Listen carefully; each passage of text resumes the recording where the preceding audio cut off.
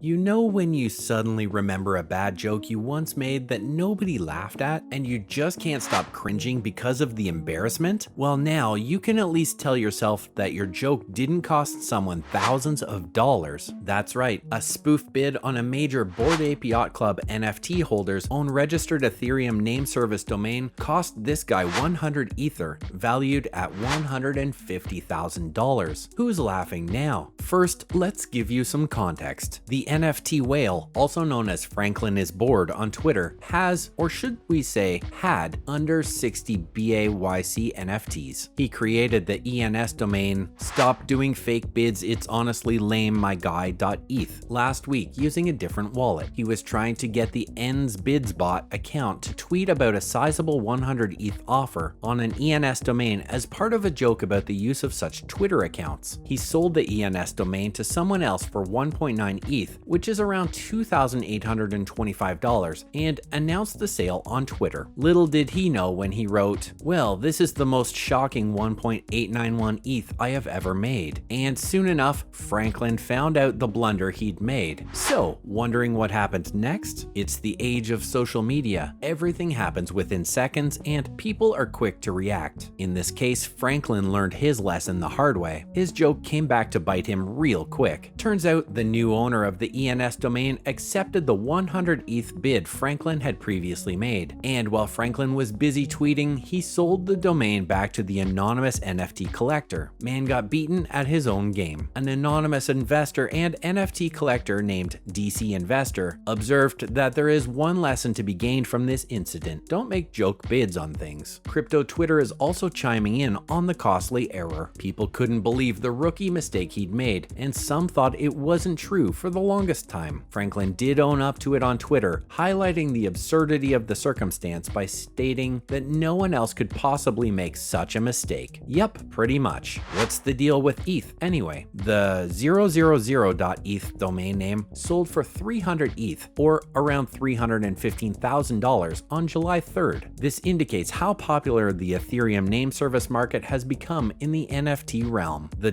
.eth suffix had been added to the names of many well-known businessmen, including Shopify CEO Tobias Lutke, Coinbase's Brian Armstrong, Reddit co-founder Alexis Ohanian, and Ethereum co-founder Vitalik Buterin. Paris Hilton, Jimmy Fallon, and Snoop Dogg are just a few well-known A-listers who have joined the Web3 identification bandwagon. Franklin, who owns 57 Bored Ape Yacht Club NFTs, claims that the joke was intended to cause the ENS Bids Twitter bot to tweet it out in an effort to criticize the entire process. You must be familiar with Ethereum name service in order to comprehend Franklin's self-inflicted injury. By default, Ethereum wallets have 40 characters, 0x, followed by 38 unrelated letters and numbers, but ENS lets customers purchase a name for their wallet. Your wallet could just be cnet.eth rather than a hideous string of characters. If the name is not already in use, anyone may create a new ENS, which can then be owned as tradable NFTs. Crypto traders purchase ENS domains like Amazon.eth or Nike.eth in addition to wallet names for their aliases, in hopes that, like website domains, these wallet addresses could one day be very valuable. Like $200,000 was paid for porno.eth, and several ENS bot Twitter accounts have announced major ENS domain transactions, such as the $90,000 acquisition of Samsung.eth. Oh, this wasn't the first time someone got fooled by NFTs though. We've gone ahead and collected this information so you don't have to worry about losing thousands of dollars online. If you're still not sure how to identify a cryptocurrency scam, don't worry. Friends, we've all been there. We understand that it may seem intimidating and overwhelming, but we're here to help you. The bad news is that we've all heard accounts of people being duped. Many investors have lost millions of dollars, while some collectors have lost thousands. The good news, it can be avoided if we're smart about it. Usually preventing a scam is as simple as paying attention to the warning signs and going with your instinct. Obviously, there's still a risk. Don't worry, not everyone is trying to con people out of their money. Just keep in mind that you should constantly do your research. NFT scams are getting sophisticated, so we've had to up our game as well. Look out for things like replica websites. Scammers will attempt to make fake websites that closely resemble the real ones, whether they are for a marketplace like OpenSea or Rarible, or an NFT project like Hippos or Lazy Lions. These bogus websites frequently offer NFTs at a fraction of the the cost you've seen elsewhere, which is a common way to spot them. Another way to save yourself from losing your precious money is being wary of impersonators. Someone can pose as the real author, artist, or organization behind an NFT project, and if you fall for it, you'll end up purchasing worthless fake NFT artwork as a result. By checking for and comparing other social media profiles, you can stay away from this. The amount of followers, the NFT pricing, and occasionally even the verification indicator might serve as a difference. Oh, and maybe take a leaf out of this guy's book and don't play elaborate pranks online either. Moving on to other news from the NFT sphere. Firstly, Snoop Dogg or Dupe Snog? Don't mind us cackling over this one. Few people stop to look for fakes in the NFT realm, even though it's full of scams. For a Snoop Dogg imposter who was recruited on the spot by a cryptocurrency firm to draw attention at an NFT conference in New York, he succeeded in deceiving almost everyone there. NFT.NYC attracted thousands of investors and enthusiasts to discuss purchasing and selling non-fungible tokens in the middle of a market collapse, and urgent warnings for traders to remain careful against the rise of frauds. So imagine the irony when the audience present fell for this fraud. Crypto enthusiasts raced to grab pictures with fake Dog as he went around near Times Square. Clearly, none of them noticed the name tag that said Dupe Snog or the glued-on mustache. Next, nobody wants a Chevy. Despite offering a free 2023 Corvette Z06 as part of the event, American automaker Chevrolet has received almost no interest. The NFT is under the name Own the Color and features a green Corvette Z06 made by digital artist Nick Sulo. The initial offer for the auction was 206 ETH, as stated on the auction description page, which is worth around $235,550 US.